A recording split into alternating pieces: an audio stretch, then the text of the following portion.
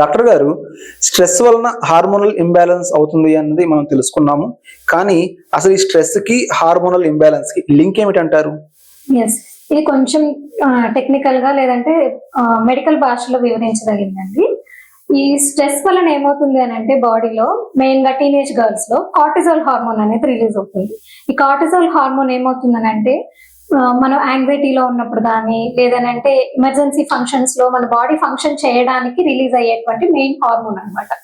ఇది ఏం చేస్తుంది అని అంటే మెయిన్ గా మెన్స్ట్రల్ సైకిల్ కి రెగ్యులర్ ఫంక్షనింగ్ గా ఉపయోగపడేటువంటి హైపోథలామో పిట్యూటరీ ఓవేరియన్ యాక్సిస్ అంటే హార్మోనల్ సైకిల్ అనేది అనుకోవచ్చు అన్నమాట. దాన్ని మెయిన్ గా ఇన్ఫ్లుయెన్స్ చేస్తుంది. ఇది ఇన్ఫ్లుయెన్స్ అవ్వడం వల్ల ఏమవుతుంది, మెన్స్ట్రల్ సైకిల్ కి కావాల్సినటువంటి ఈస్ట్రోజన్ ప్రొజెస్ట్రాన్ హార్మోన్ అనేవి ఇంబ్యాలెన్స్ కి గురవుతాయి.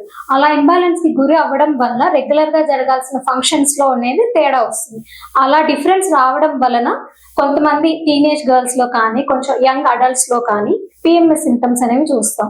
అంటే పీరియడ్స్ ముందు పెయిన్ ఎక్కువగా పెరగడము, menstrual cramps, lower abdomen pain ఎక్కువగా ఉండడము, బ్రెస్ట్ సెన్సిటివిటీ ఉండడము, అబ్డామినల్ డిస్కంఫర్ట్ ఉండడము, ఇట్లాంటి సింటమ్స్ అనేవి మనం రెగ్యులర్ గా చూస్తాం.